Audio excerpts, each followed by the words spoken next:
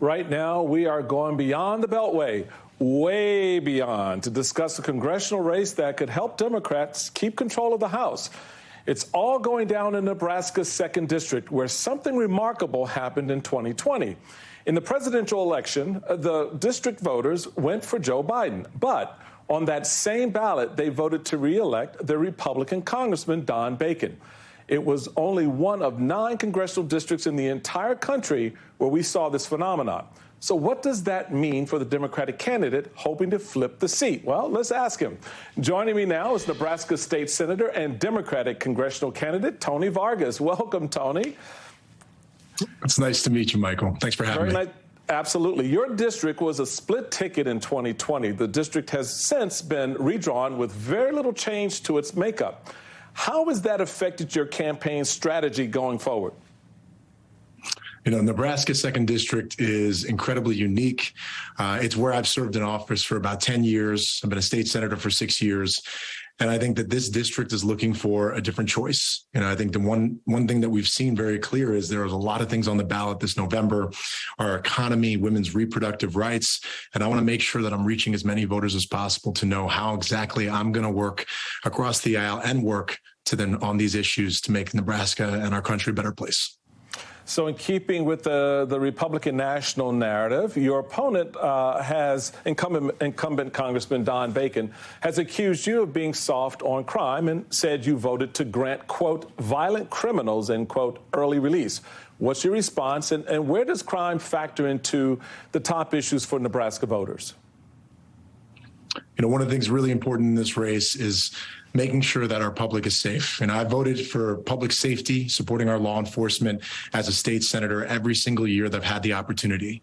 But what I really see in this race is whether or not we have somebody that has a record on improving our economy. As a state senator, I have voted for balanced budgets, voted for tax relief, and also controlled our spending and costs. And that's as a Democrat in a red state. And I've also have a record making sure we're standing up for healthcare, education, and jobs. You know, I'm the son of immigrants. I care whether or not our communities are safer and whether or not our American economy is working on behalf of working families just like my own. So that's what I'm going to continue fighting for and make sure I get out to voters. So abortion is also going to be a major factor in the races across the country this year. Here's what your opponent had to say to my colleague, Kristen Welker, this morning as an issue on Meet the Press. Well, the voters get to decide. They get to decide by selecting representatives at the state and the federal level. But on principle, I believe in the humanity of the unborn child. I think the science has taken us way beyond where Roe v. Wade had us. That's why Roe v. Wade prohibited states from going to 15-week restrictions, for example. And most of the free world has left America behind. So do you think people in Nebraska's 2nd District share this particular view?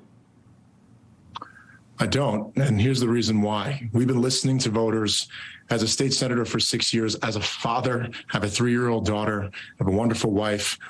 What this told me is we need to make sure we're electing legislators that are going to stand up for women's privacy, for their health care decisions. And Congressman Bacon is out of step with the district on this. Look, he's been trying to hide his position. He believes in abortion needs to be banned across this country no matter what.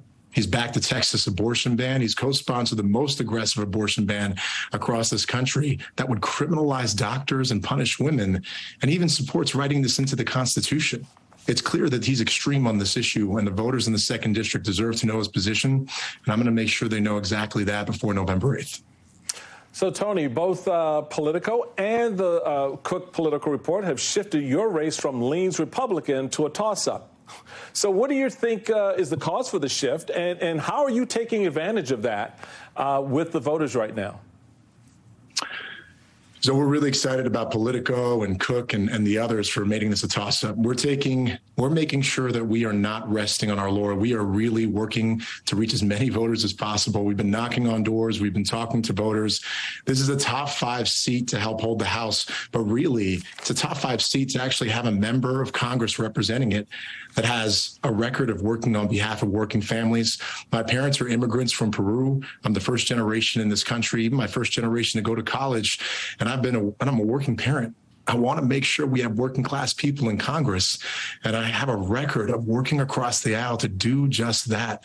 And so we're excited on this momentum. We're going to keep talking to voters until Election Day because they deserve somebody that is going to actually work on trying to get things done in Congress on behalf of the 2nd District. All right. Nebraska State Senator and Democratic congressional candidate Tony Vargas, thank you very much. Coming up, we are gearing up for another January 6th committee hearing as more legal walls appear to be closing in on Trump. I've got an all-star legal panel here to break down what we can expect from this latest hearing and what's ahead this week in Trump's classified documents probe. It's the Subway Series menu. 12 irresistible subs. The most epic sandwich roster ever created. It's Subway's biggest refresh yet. I'm Javi. I'm 31, and I'm a fitness instructor.